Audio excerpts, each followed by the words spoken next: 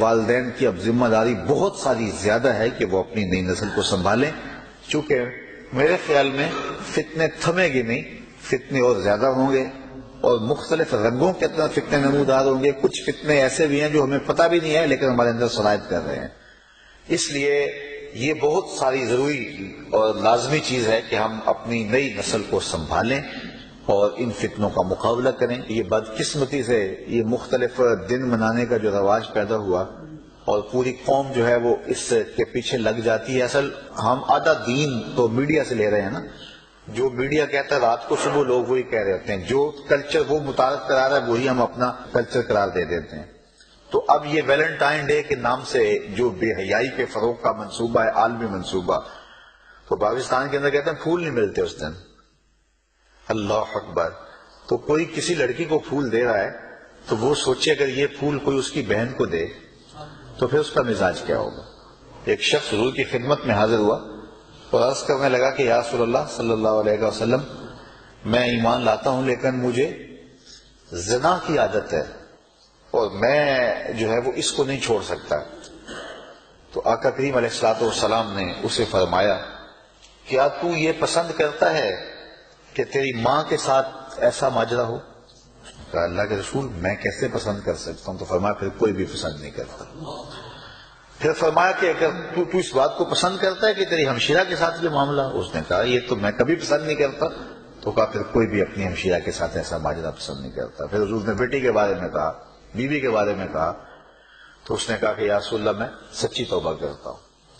تو انسان جب جذبات سے مغلوب ہوتا ہے اور سوچتا ہے، بالخصوص نوجوان کہتا ہے کہ یہ خام خواہ ممبر و محراب کی طرف سے پابندیاں لگتی ہیں، زندگی کو انجوائے کرنا چاہیے، یہ ہمیں کیوں جو ہے وہ ان مشقتوں میں ڈال رہا ہے؟ تو حضور نے کتنی حکمت کے ساتھ جو ہے وہ اس بات کو سمجھایا۔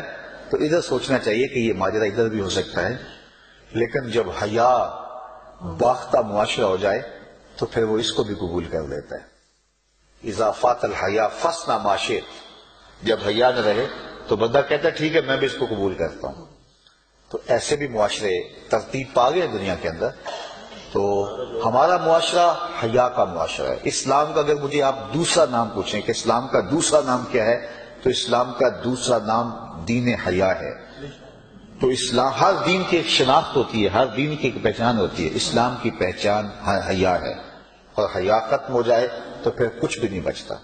حضور مدینے کے بازار سے گزر رہے تھے اور ایک شخص اپنے بھائی کو حیا کے بارے میں واز کر رہا تھا، تو حضور نے فرمایا داہو فإن الحیا من الایمان، حضور فرمایا چھوڑ دے اس کو، واز کرنے کی ضرورت نہیں، حیا تو ویسے ایمان سے ہے۔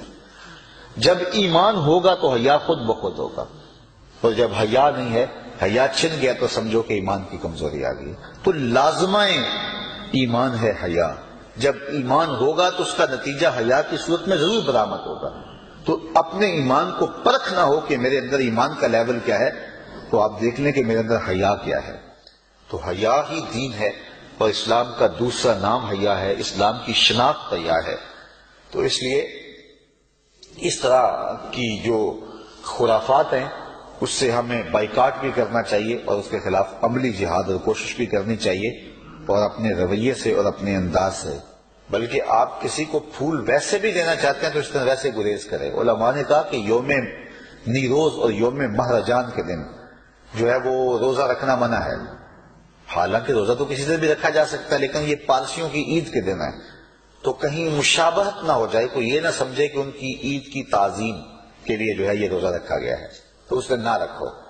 تو اس طرح ہولی بیساکھی یا ان دنوں کے اندر وہ کوئی لوگ خاص طور پہ جو ہے وہ جلیبیاں وغیرہ لیتے ہیں، ہمارے ہاں پنجاب میں کلچر ہے، علماء اس کے ضمن میں کہتے ہیں کہ اس نے گریز کر لیں، اس لیے کہ کوئی یہ نہ سمجھے کہ یہ وہ بیساکھی کی جلیبی ہیں۔